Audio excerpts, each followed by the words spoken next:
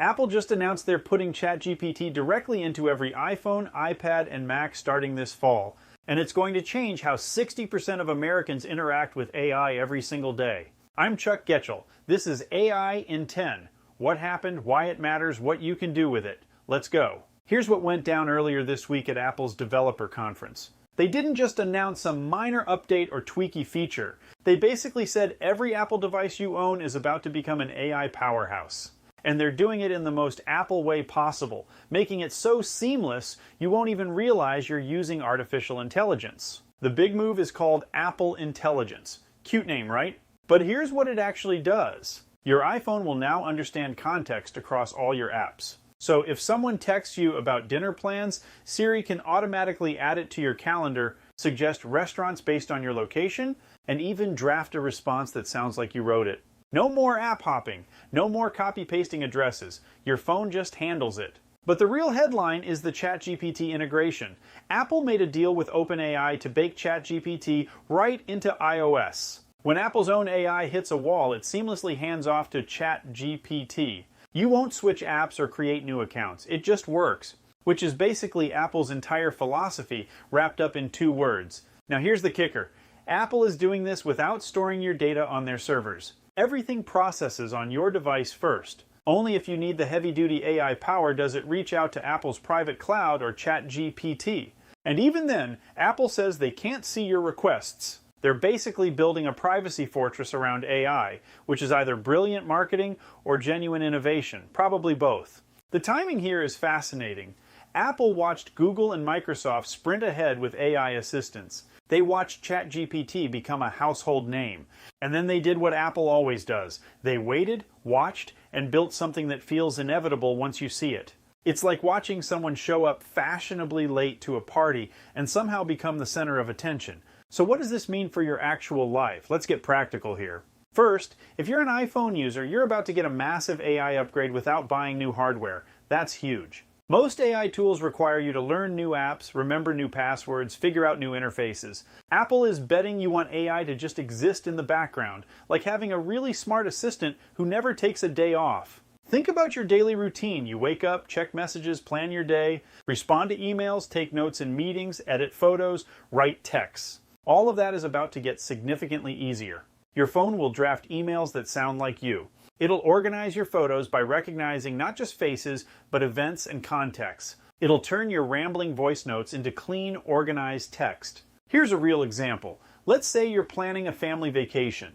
Instead of bouncing between 17 different apps, you'll just tell your phone what you want. It'll check everyone's calendars, suggest destinations based on your preferences and budget, find flights, book hotels, and add everything to your calendar. That's not science fiction. That's what Apple just promised for this fall. For work, this could be a game changer. Apple's AI will help you write presentations, summarize long email threads, and even generate images for projects. That promotion you've been eyeing, the one that requires you to be more organized, more responsive, more creative? Your phone just became your secret weapon, which feels slightly unfair to everyone still doing things the hard way.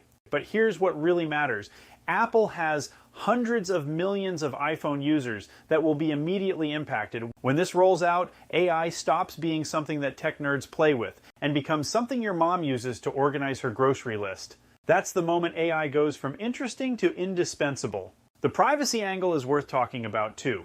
Apple's big pitch is that your personal information stays personal. While Google and others have built their AI on harvesting your data, Apple is betting people will pay premium prices for AI that doesn't spy on them. It's a fascinating business model. Privacy as a luxury good. Now let's talk about what you can actually do with this information today. Here's your action step. Even if you're not an iPhone user, or if you are but don't want to wait until fall, you need to start thinking like Apple thinks. They're not just adding AI features, they're reimagining how people interact with technology. And you can start doing that right now with the tools you already have. Pick one repetitive task you do every day. Maybe it's writing similar emails. Maybe it's organizing photos. Maybe it's planning your schedule. Now ask yourself, how would I want this to work if my phone was genuinely intelligent?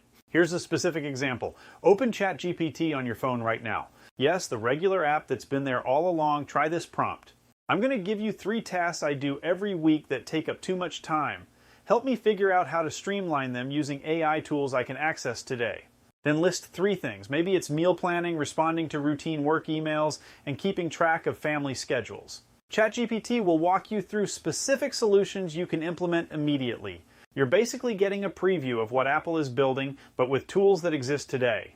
Another thing you can do: start training yourself to think in terms of context and automation. Apple's AI works because it understands how your apps and information connect. You can start building those connections manually right now. For example, when someone texts you about meeting for coffee, don't just respond. Immediately add it to your calendar, check the weather, maybe even make a note about what you want to discuss. You're basically doing what Apple's AI will do automatically, but you're training your brain to think systematically about information. When the AI takes over these tasks, you'll already be thinking 3 steps ahead.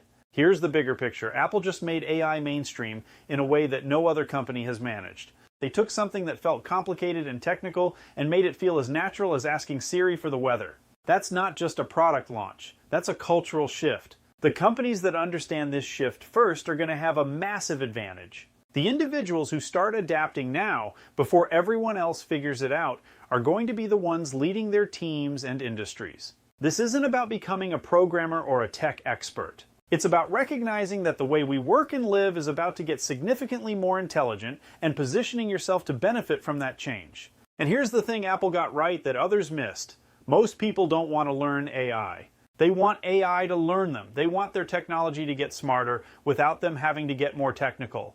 Apple just delivered exactly that, which means we're about to see what happens when artificial intelligence becomes as common as texting. The question isn't whether this will change everything. The question is whether you'll be ready when it does. Apple didn't just announce new features this week, they announced the moment when AI stops being something you use and becomes something you live with.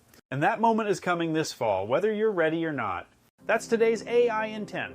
If you want to go deeper and learn AI with a community of people just like you, join us at aihammock.com. I'll see you tomorrow, my friends.